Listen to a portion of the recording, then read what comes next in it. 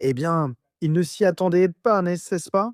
Et je pense que la campagne franchement dégoûtante de l'establishment contre Nigel Farage, ainsi que leur tentative de le pousser à se retirer, à abandonner, à quitter la scène politique, et au lieu de cela, Nigel Farage qui contre-attaque aujourd'hui avec force, de manière vraiment spectaculaire. Et je dois dire que ce que nous avons vu récemment contre Nigel est absolument dégoûtant à une époque, comme je l'ai écrit aujourd'hui chez Michael Heaver. Et posez-vous la question ici, pourquoi Andy Burnham est-il sur le point de devenir Premier ministre avec pratiquement aucune surveillance, absolument aucune remise en question? Et pourtant, il y a cette campagne contre Nigel.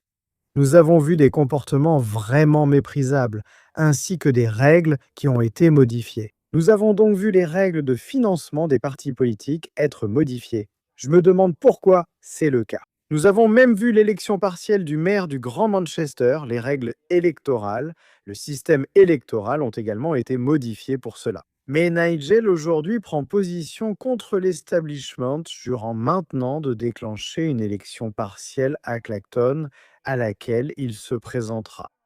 Ce sera une élection partielle opposant le peuple à l'establishment. Aujourd'hui, je vais démissionner de mon poste de député de Clacton-on-Sea, ce qui va ainsi provoquer une élection partielle qui devrait avoir lieu, je l'espère, très prochainement. J'ai maintenant décidé que ce sont les habitants de Clacton qui doivent juger mes actions. Ce sera une élection partielle opposant le peuple à l'establishment.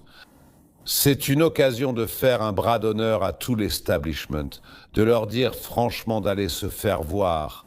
Et c'est pourquoi je vais proposer ma candidature à cette élection partielle. Je me battrai pour gagner. Je me battrai pour poursuivre la révolution politique que Reform a commencée. Et je vous dirai ceci, les électeurs de Clacton, si je gagne, vous gagnez. Parce que si je perds, ils gagnent. Et nous n'obtiendrons jamais, avec les deux vieux partis, le type de changement fondamental dont nous avons besoin pour redresser la Grande-Bretagne en panne.